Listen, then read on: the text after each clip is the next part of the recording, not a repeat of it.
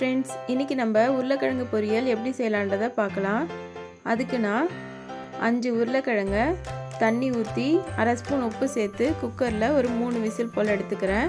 அடுத்து ஒரு பேனில் 2 ஸ்பூன் ஆயில், கொஞ்சமாக கடுகு, உளுந்து, ஒரு கொத்து கருவேப்பிலை, பெரிய வெங்காயம் 1 சேர்த்து வதக்கிக்கிறேன்.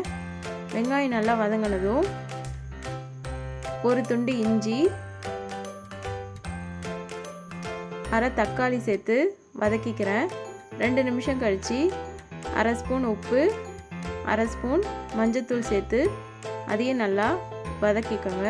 அதோட 1/4 ஸ்பூன் அளவுக்கு சோம்பு பொடி, 1 ஸ்பூன் மிளகாய்த்தூள், 2 ஸ்பூன் தனியாத்தூள் சேர்த்து ஒரு 10 செகண்ட் வதக்கிட்டு வேக வச்ச உருளைக்கிழங்கை இதில் ஆட் பண்ணிவிட்டு ஒரு அரை கிளாஸ் தண்ணி ஊற்றிடுங்க. இதை நல்லா ட்ரை ஆகிற வரைக்கும் வருங்க.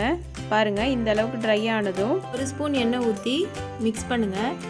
இதில் லைட்டாக பிடிக்கிற அளவுக்கு கிண்டி விட்டுக்கிட்டே இருங்க, அப்போ தான் டேஸ்ட்டாக இருக்கும். கொஞ்சமாக கொத்தமல்லி போட்டு இறக்கிடுங்க. அவ்வளோதாங்க, சுவையான பொட்டேட்டோ பொரியல் ரெடி ஆகிடுச்சு. மறக்காமல் சப்ஸ்கிரைப் பண்ணுறேங்க. தேங்க்யூ.